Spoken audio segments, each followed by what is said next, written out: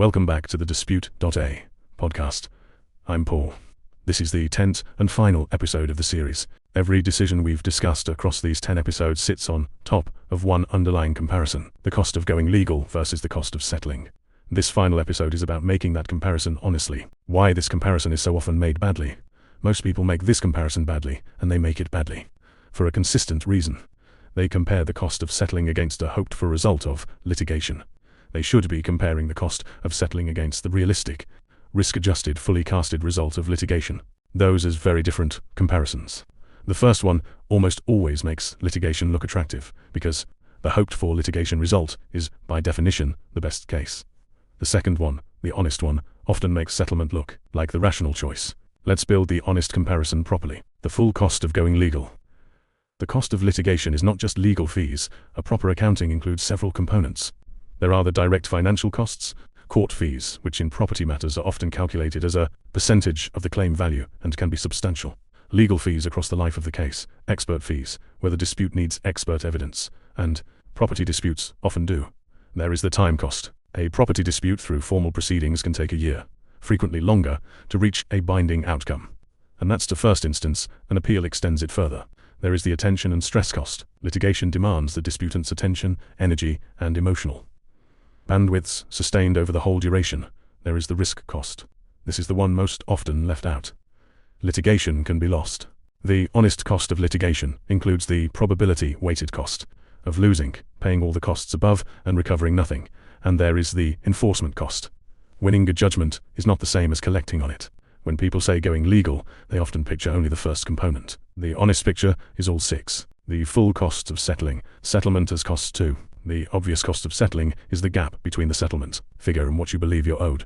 If you settle for less than your claim, that gap is a real cost. There's the finality cost. A settlement is typically final. You're trading the chance of a better outcome for the certainty of this one. There's the sense of justice cost.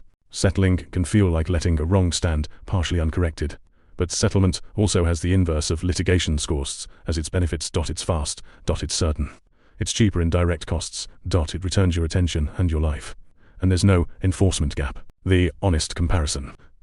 So the honest comparison looks like this. On the litigation side, the realistic, risk-adjusted recovery, the spread of possible outcomes weighted by likelihood, including the real chance of losing minus the full 6-component cost of getting there. On the settlement side, the settlement figure minus the gap to your asserted claim, with the finality and justice costs acknowledged, plus the real value of speed, certainty, lower cost, and reclaimed life. When you run that comparison honestly, one of three things is true. Sometimes litigation genuinely wins the comparison. The claim is strong. The realistic recovery is high, even risk-adjusted. The counterparty will not settle reasonably. In those cases, going legal is correct. Sometimes settlements clearly wins. The realistic, risk-adjusted litigation recovery, net of full costs, is below a settlement that's available now.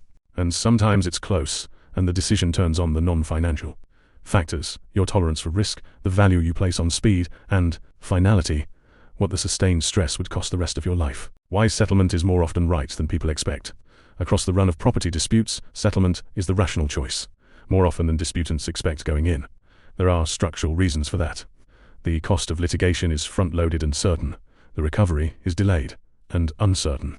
Court fees scaled to claim value mean that the larger the claim, the larger the cost of pursuing it through litigation. The risk of losing is real and is consistently underweighted by disputants. And the non-financial costs, time, attention, stress, are consistently underweighted too, because they're hard to put a number on, so people leave them out. None of this means settlement is always right. It means the honest comparison tilts towards settlement more often than the instinctive comparison does. The role of a structured process in this decision. A structured pre-legal process should make this comparison explicitly, and should make it honestly. It should lay out the realistic, risk-adjusted litigation outcome, not the hoped-for one. It should fully cost the litigation path, all 6 components. It should identify what settlement is realistically available, and it should put the two side by side. And then it should give an honest recommendation, including, when the honest comparison points that way, a recommendation to settle or even to walk away, rather than to litigate. A process whose recommendation is always pursue it has not made. The comparison honestly. The honest process is the one willing to recommend the lower activity path, settlement or walking away, when what the comparison genuinely supports. The honest comparison is settlement's real cost against litigation's realistic, risk-adjusted, fully casted result, not against litigation's best case. Run it that way, and settlement is the rational choice more often than instinct expects. What to take from this episode? The cost of going legal versus settling comparison is made badly. When it weighs settlement against litigation's hoped-for result, it should weigh settlement against litigation's realistic, risk-adjusted, fully casted result. Supports. The full cost of litigation has 6 components: direct financial costs, time, attention, and stress. The risk-weighted cost of losing. The enforcement gap. Settlement has costs too: the gap to your claim, finality, the sense of justice, but also real benefits: speed, certainty, lower direct cost, reclaimed life. No enforcement gap. Run honestly. The comparison sometimes favors litigation, sometimes clearly favors settlement, and sometimes is close enough that legitimate, non-financial factors decide it. Across the run of property disputes, settlement is the rational choice, more often than disputants expect. A structured process should make this comparison explicitly and honestly, and should be willing to recommend settling or walking away when that's what the honest comparison supports. Closing the series. That's the end of this series. 10 episodes on property disputes in the UAE. If there's a single thread running through all 10, it's this. A property dispute is not a moral drama to be won.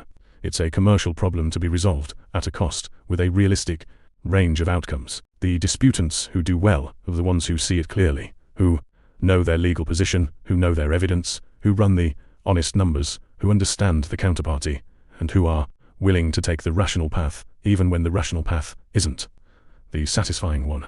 The whole purpose of a structured pre-legal process, done honestly, is to supply that clear-eyed assessment and to be willing to tell you what it actually says, including when what it says is settle or walk away.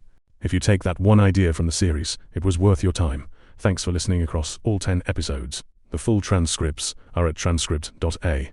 For pre-legal dispute support, dispute.a is where that work is done.